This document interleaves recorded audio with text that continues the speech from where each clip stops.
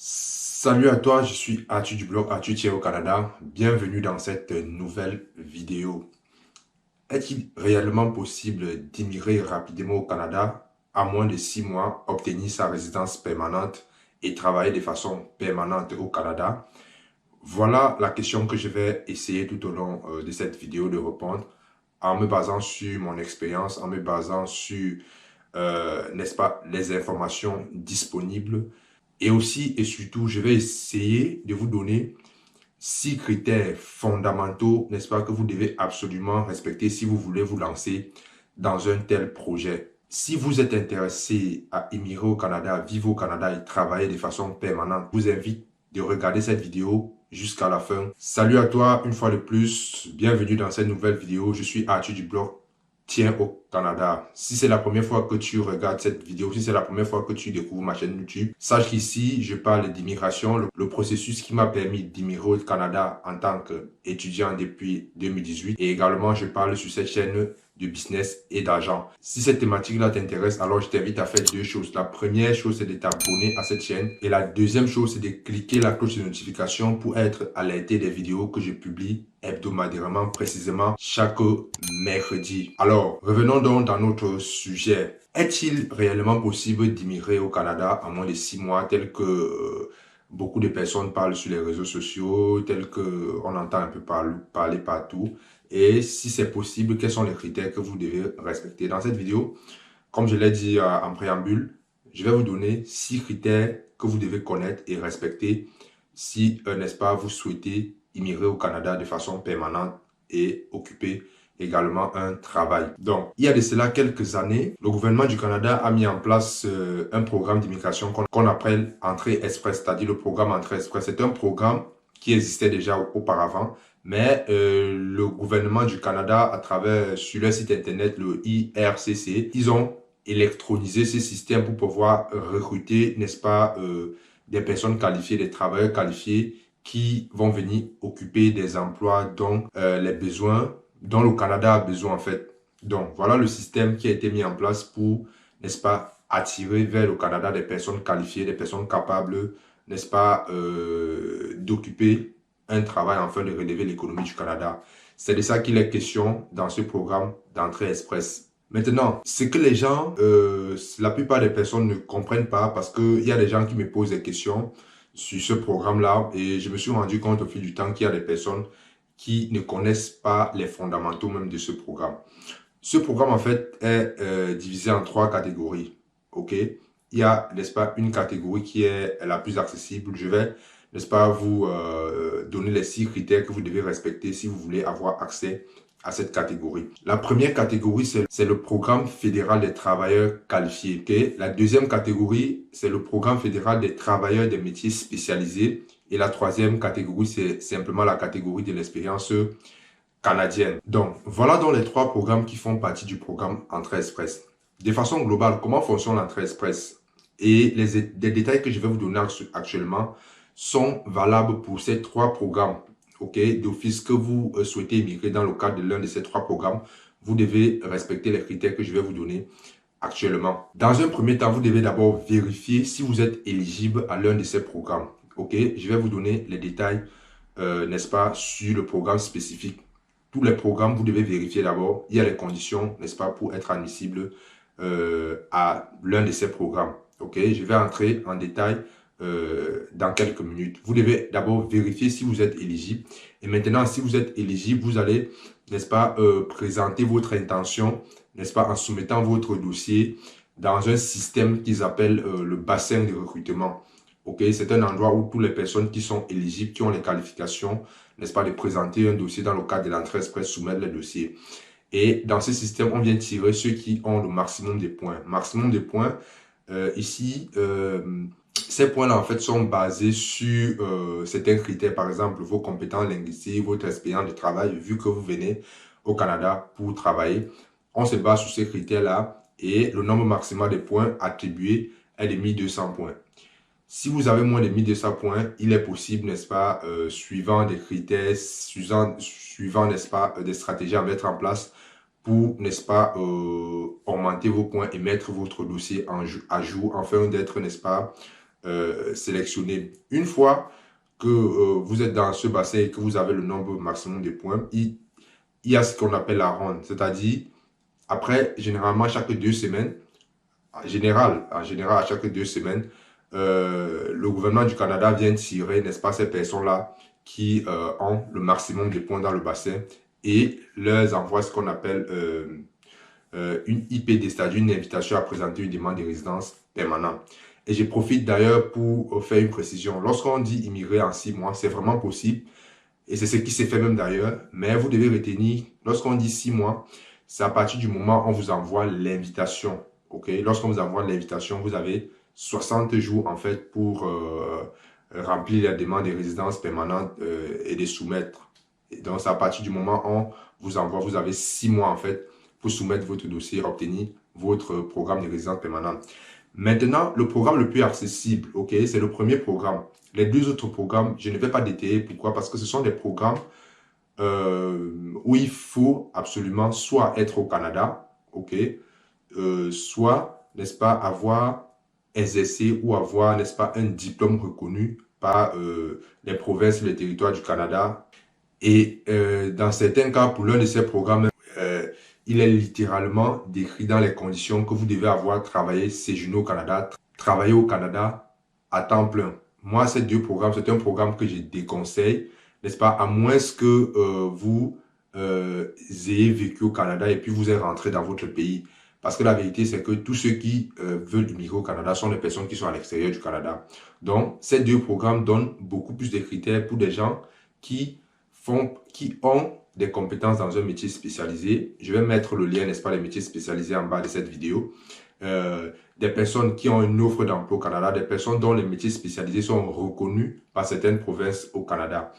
Donc, pour ces 2 catégories, la catégorie, n'est-ce pas, du programme fédéral des travailleurs des métiers spécialisés et la catégorie de l'expérience québécoise, c'est un programme vraiment spécifique à des personnes qui ont déjà séjourné au Canada ou qui ont une certaine particularité. Ça, il faut être clair. Le dernier programme, donc, qui est accessible à toute personne qui souhaite immigrer au Canada en se basant sur elle-même, sur ses compétences, n'est-ce pas? C'est le programme fédéral des travailleurs qualifiés. Pour moi, ce programme, c'est le programme le plus simple et rapide pour immigrer au Canada, n'est-ce pas? Sans offre d'emploi et surtout sans trop se ruiner si vous savez bien faire les choses. C'est un programme vraiment accessible et je suis parfois surpris que lorsque j'évalue le profil de certaines personnes qui me contactent, je me rends compte que ces personnes ont en fait tous les critères pour pouvoir être recrutées, je vais dire ça comme ça dans ces programmes. Je me rends compte que ces personnes en fait se sous-estiment. Donc, concrètement, quels sont ces 6 critères? Je vous donne actuellement les 6 critères fondamentaux sur lesquels l'agent d'immigration qui évalue votre dossier se base pour déterminer si oui ou non vous pourrez venir au Canada dans le cadre de ce programme. Je répète encore, c'est le programme fédéral des travailleurs qualifiés. Vous devez également retenir que le service d'immigration, n'est-ce pas, vous qualifie ou bien vous sélectionne suivant des critères qui est basé sur des points. Le nombre maximal des points, c'est 100 points. Ça, c'est au niveau de l'éligibilité. Ok, je ne suis pas encore dans les 6 conditions. Ça, c'est ce que vous devez retenir au niveau de l'éligibilité, excusez-moi, de ce programme. La sélection se fait sur les critères basés sur 100 points. Si vous avez, vous devez avoir au minimum 67 points pour, n'est-ce pas, être admis dans un premier temps dans ce programme. Si vous avez moins, n'est-ce pas, de 67 points, alors je vais dire ça peut être mort pour vous, mais si vous regardez bien, il y a des stratégies que vous pouvez mettre en place, n'est-ce pas, pour remonter ça et avoir plus de 67 points. Ce sont les choses que j'ai déjà faites avec des personnes. La première condition, c'est que vous devez avoir des compétences linguistiques, ce qu'ils appellent ici avoir des compétences soit en français, soit en anglais, ou les deux en fait. Donc, comment est-ce qu'ils évaluent en fait ça? Ils ont mis en place une classification, n'est-ce pas, des niveaux de compétences de langue, que ce soit le français, que ce soit l'anglais. Au niveau du français, le système mis en place ou alors l'appellation, n'est-ce pas, de la compétence que vous devez avoir, le NCLC, c'est-à-dire le niveau de compétences linguistiques canadiens. Ça, c'est pour les francophones. Ça, c'est ceux qui veulent démontrer, n'est-ce pas, leurs compétences en français. Et le niveau minimum requis à ce niveau, c'est le niveau 7. OK? Maintenant, pour l'anglais, ils ont ce qu'ils appellent le CLB, c'est-à-dire le Canadian Language Benchmark. Et le minimum que vous devez avoir également, si l'anglais est votre première langue, c'est le CLB 7. OK?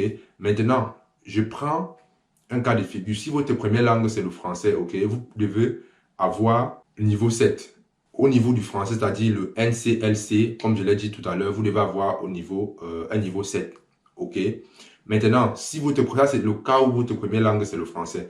Maintenant, si votre deuxième langue, la langue secondaire, c'est l'anglais, vous devez avoir un niveau 5. C'est-à-dire au niveau du CLB, vous devez avoir le niveau 5. Inversement, si votre première langue, c'est l'anglais, vous devez avoir, n'est-ce pas, un CLB de niveau 7.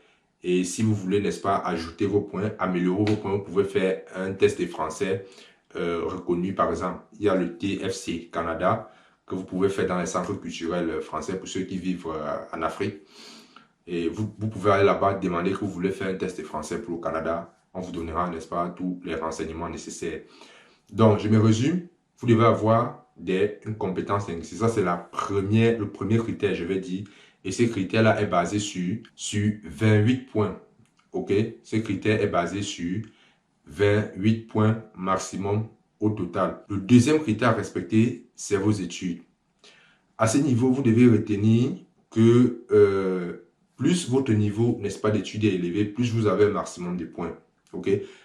Tous ces critères, je vais mettre les liens, n'est-ce pas, en dessous de la vidéo pour que vous puissiez voir à quel niveau d'études vous êtes et également quel nombre de points vous gagnez pour votre niveau d'études. Le nombre maximum de points à ce niveau, c'est 15 points maximum. Je répète encore, plus votre niveau d'études est élevé, plus, n'est-ce pas, vous avez un nombre maximal de points. J'ai fait une parenthèse. Il y a un élément très, très important que j'ai oublié, que j'allais oublier, je vais dire. Au niveau des études, ok, vous devez premièrement vérifier si les études que vous avez effectuées à l'étranger ont une équivalence dans le système canadien. Je répète, vous devez vérifier ça, que les études que vous avez effectuées, que vos diplômes ont des équivalences dans le système d'éducation canadien. Pour ça, vous devez faire ce qu'on appelle une évaluation des diplômes étrangers, les EDE. Il y a des organismes habilités, n'est-ce pas, à faire ces équivalences-là. Maintenant, c'est après ces équivalences-là qu'on va déterminer effectivement à quel niveau d'études vos études effectuées à l'extérieur du Canada correspondent, n'est-ce pas, je vais dire, au niveau d'études dans le système canadien. Et c'est à partir de ça que vous déterminez le nombre de points. Le nombre maximum de points à ce niveau, c'est 15 points. Une fois de plus, vous aurez les liens, n'est-ce pas, en dessous de cette vidéo. Le troisième critère, n'est-ce pas, est basé sur votre expérience professionnelle. Ce critère-là, vous verrez si vous avez le nombre maximum de points à ce niveau, c'est 15 points. OK? Et généralement, pour avoir ces 15 points, il faut avoir 6 ans d'expérience et plus dans votre travail et respecter certaines conditions. Vous devez, n'est-ce pas, occuper votre travail à temps plein.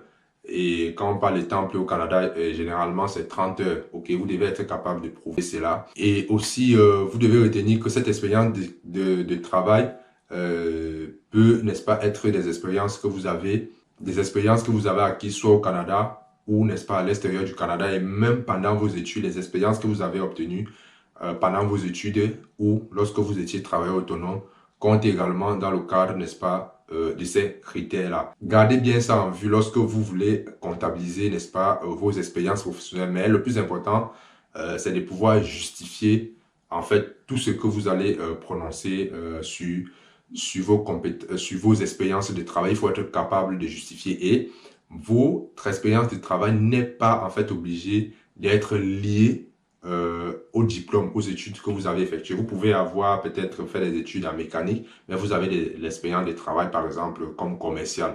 OK? Donc, ça n'a vraiment rien à voir. L'expérience de travail et le diplôme, c'est-à-dire la qualification que vous avez eue suite à votre diplôme, c'est deux choses différentes au Canada. Le quatrième critère, n'est-ce pas, à respecter pour être éligible dans ce programme, c'est au niveau de votre âge. Ça, c'est très, très important.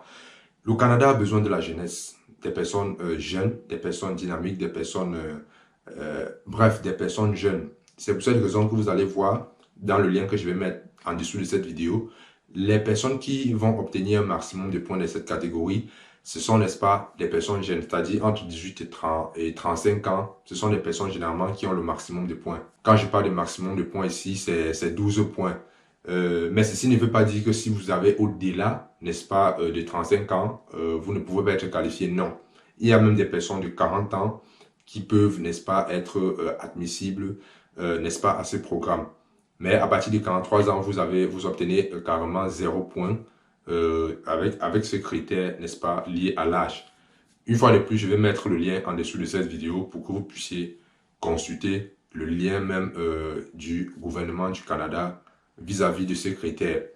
Le 5e critère que vous devez absolument respecter, c'est le critère de l'adaptabilité. L'adaptabilité, c'est quoi? C'est par exemple si vous avez un membre de votre famille au Canada qui est résident permanent ou qui a déjà la nationalité canadienne.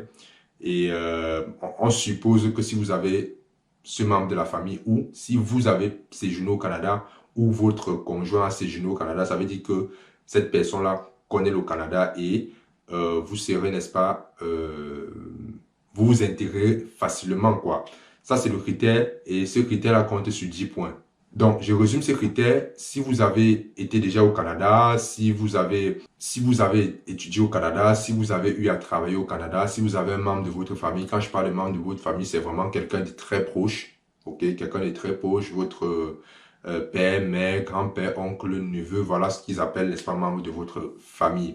Et il y a aussi d'autres critères que je vais mettre le lien dans la barre vous allez consulter en fait le lien en dessous de cette vidéo pour, n'est-ce pas, entrer plus en détail. Et le 6e critère, n'est-ce pas, à respecter, c'est avoir une offre d'emploi au Canada. Ce critère-là compte également pour 10 points. L'offre d'emploi, je tiens à préciser que l'offre d'emploi, vous devez l'obtenir avant de demander la résidence permanente au Canada, avant même de commencer la procédure. L'offre d'emploi doit être valide pour une durée d'au moins 1 an et avoir été obtenu avant d'entamer, n'est-ce pas, votre procédure d'immigration au Canada. Si vous respectez ces critères-là et que vous avez un âge même un peu plus avancé, vous voyez que vous aurez des points en plus et que l'âge ne sera pas, n'est-ce pas, un frein pour vous. Voilà les 6 critères que vous devez respecter si vous souhaitez immigrer au Canada dans le cadre du programme des travailleurs qualifiés, du programme fédéral des travailleurs qualifiés. Si vous avez des questions vis-à-vis de ces sujets-là, mentionnez-les dans les commentaires. Il y a mon adresse, n'est-ce pas, dans les commentaires. Vous pouvez me poser toutes les questions que vous souhaitez. Je vous invite également à partager massivement cette vidéo parce que je suis sûr, comme je le dis toujours, il y a des personnes, il y a des personnes dont ces informations pourraient, n'est-ce pas, être utiles pour elles. Je suis Arthur du blog Arthur au Canada. Je vous remercie d'avoir suivi cette vidéo. On se retrouve dans une prochaine vidéo. Ciao.